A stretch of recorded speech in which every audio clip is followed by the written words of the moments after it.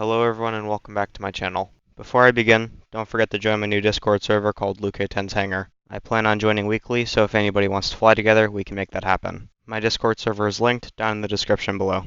Today I'll be flying the Bell P-63A-5 Kingcobra. The P-63 was a fighter aircraft developed during World War II.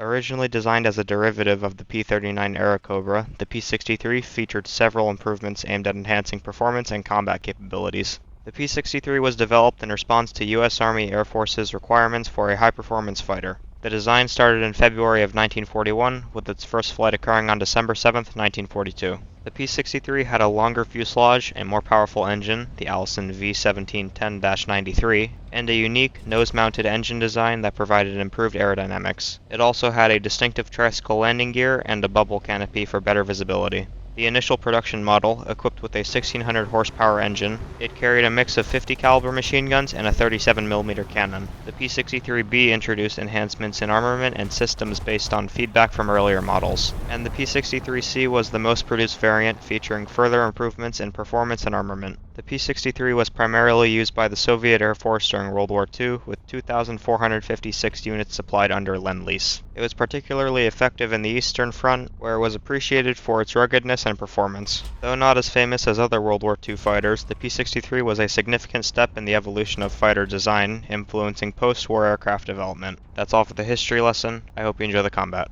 Now I'm in the first game and I'm just trying to climb as high as I can so I can boom and zoom some people. I can see the sea of red in front of me, and most of these enemies have already dove, or they haven't even climbed, so this is great for me. I see this P-51 below me. I'm going to dive on him, but before I dive, I'm always going to look around me, being aware of all my surroundings.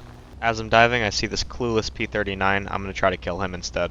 I start my dive down to him, and then once again I'm going to look all around me, being aware of all my surroundings. He's still just flying straight and level. I'm going to fire at him here, and take him out. And then as I get the kill, I'm going to turn back around and look ahead of me, always being aware of my surroundings. I really need to stay on my toes here. Most of the enemy team is still alive, and most of my team is dead.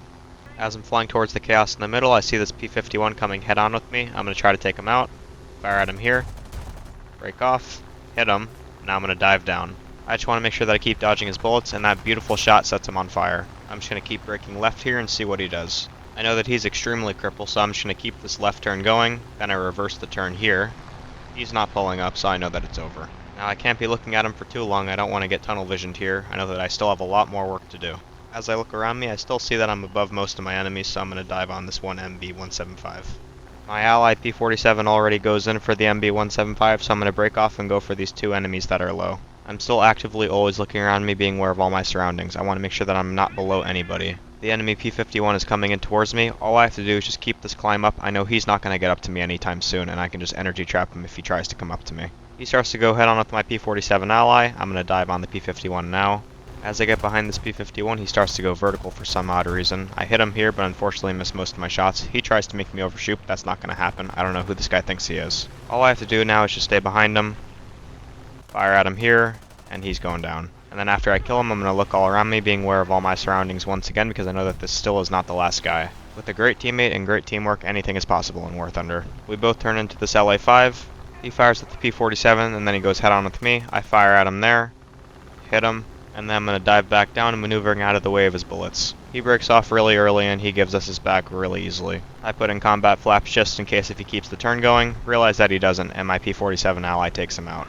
Right now my ally P-47 and I have combined killed half of their team. I'm still going to climb back up to altitude, always being aware of all my surroundings. As I was climbing, I see this I-16. He's one of the three left on the enemy team. I'm going to come in towards him.